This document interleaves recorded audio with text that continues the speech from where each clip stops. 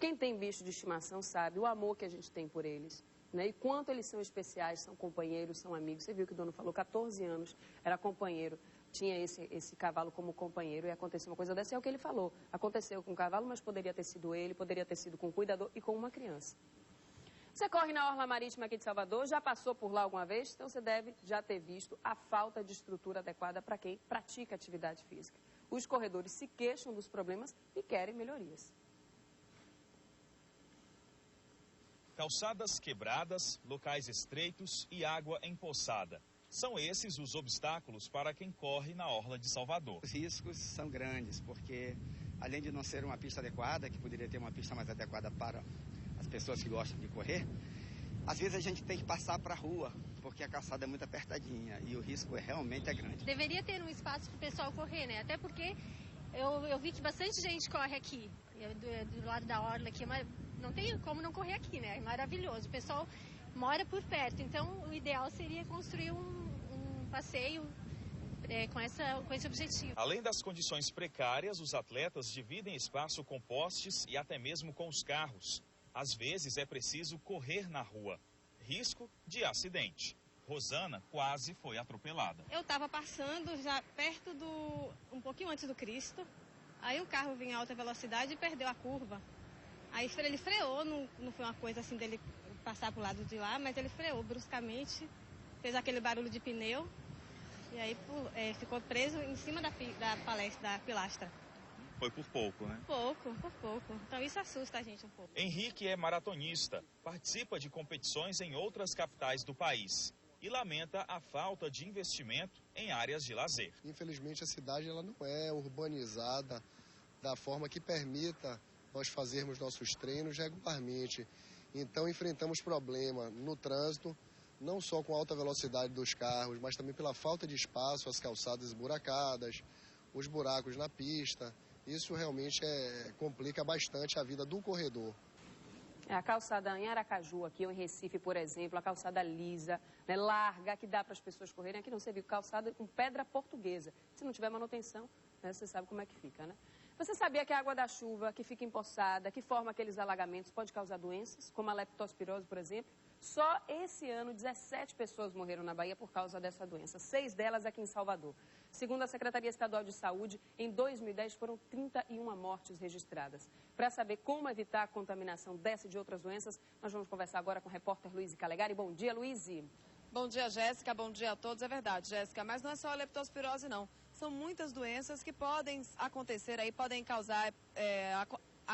a palavra sumiu, Jéssica, mas muitas doenças podem acontecer aí por conta das chuvas. E a gente vai conversar com quem entende do assunto, que é o doutor Adriano Oliveira, médico infectologista. Em primeiro lugar, bom dia, doutor Adriano. Bom dia. Quais são as doenças que podem acometer as pessoas, né, com esse período de chuvas?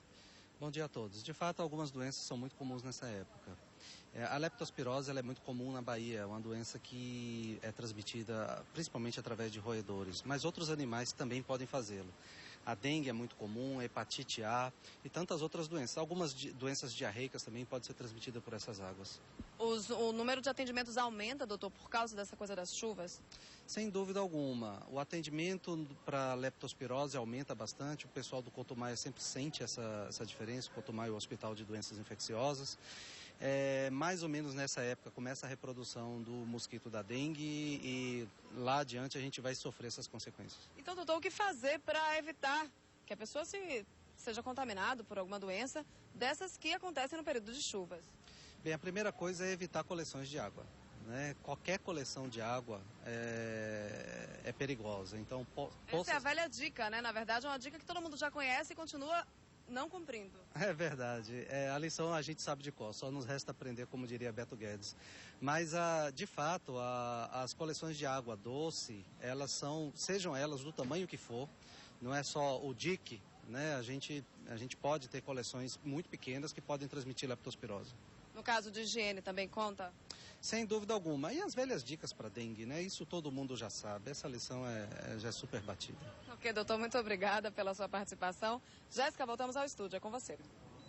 Obrigada, Luiz Calegari. Olha, nesse Dia Nacional da Alfabetização, vale a pena a gente lembrar que, segundo a Constituição brasileira, a educação é direito de todos, dever do Estado e da família, e deve ser promovida e incentivada com a colaboração da sociedade para o pleno desenvolvimento do cidadão. Mas, de acordo com o Censo 2000, na Bahia, mais de 2 milhões de pessoas são analfabetas. A boa notícia é que nesse Dia Nacional da Alfabetização nós podemos acompanhar histórias de quem conquistou uma nova vida ao aprender a ler. João Grilo perdeu o pai, com 7 anos de idade. Morava perto de um rio. Ia pescar toda a tarde. Um dia fez uma cena que admirou a cidade. Agora parece fácil, mas nem sempre foi assim. Dona Joanina lembra muito bem das dificuldades que viveu quando não sabia ler nem escrever. Era pro mercado, não sabia preço, não sabia dinheiro, contar dinheiro, não sabia andar na rua. Tinha medo de me perder, às vezes me perdia muito. Porque não sabia ler? Não sabia ler. A única prática que sabia ler só era perto da sé. Quando cheguei só tinha perto da sé, onde perto da sé. 17 anos, 14 anos de idade, então eu fui presa, não sei para lugar nenhum. Nem comprar pão eu sabia, porque se eu fosse para rua eu me perdia. Em casa, sempre que pode, ela pratica. No caderno, assina o próprio nome e o de pessoas queridas, com muita agilidade. A vida de estudante começou aos 54 anos. Hoje, aos 56, Dona Joanina é a prova de que o direito à alfabetização é de todos e não prescreve com a idade.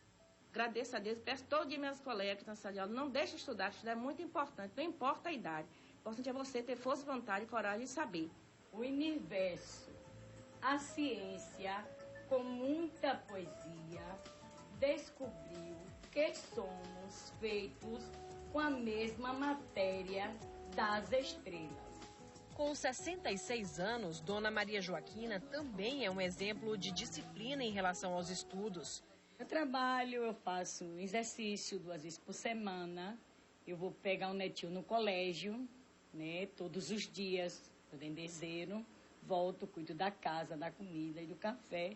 E 6 horas já estou arrumada para estar 7 horas no colégio, na sala de aula. Não falta. Não falta. A dona de casa se alfabetizou há 2 anos através do TOPA, Programa Todos pela Educação do Governo Federal. Continua frequentando a escola todos os dias e reforça em casa o que aprende em sala de aula. Eu leio o Salmo todos os dias, a leitura e o Evangelho. Quando eu não sei uma palavra difícil, eu vou e pergunto à minha nora, que ela é professora. E eu fico feliz da vida em saber. Dona Joanina, Dona Maria Joaquina tiveram a vida modificada por causa da educação. Elas hoje enxergam um mundo diferente. São vizinhas da escola onde estudam, o Colégio Municipal Fonte do Capim, no bairro de São Martim, na capital. A evolução das duas, além da força de vontade de cada uma, é resultado das ações que visam reduzir o índice de analfabetismo na Bahia. De 2007 até hoje, 936 mil pessoas, entre jovens, adultos e idosos, foram alfabetizadas no estado. A consequência disso é a melhoria das condições de vida de uma camada da população que antes se sentia excluída e agora sabe o seu valor. Eu me acho uma pessoa muito importante e dar valor a mim mesmo. Não é ninguém gosta de mim, dá meu valor. Quem dá meu valor é eu mesmo. E digo a você que vou continuar a me estudar até eu morrer. Ir para a escola, saber ler e aprender é um dom de Deus. É uma bênção de Deus.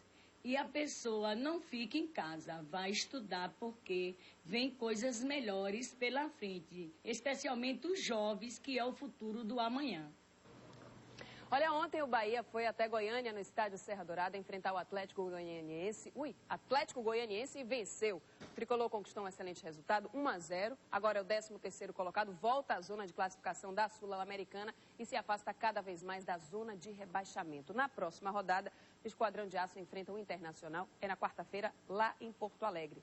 Já o Vitória continua sonhando com acesso à primeira divisão. O rubro-negro baiano venceu o Criciúma no sábado por 3-1 em Barradão lotado. Permanece na 5ª colocação, agora com 57 pontos. Apenas 1 ponto do Bragantino, que está na 4ª posição. Você vai ver os gols daqui a pouco no Balanço Geral com Raimundo Varela. O Leão enfrenta o São Caetano no próximo sábado, novamente no estádio Manuel Barradas, e precisa vencer e secar os concorrentes na briga pelo acesso à primeira divisão. Bote fé que o Leão vai subir, viu? 7h14. Eu vou me despedindo de vocês, desejando um excelente dia. A gente volta amanhã.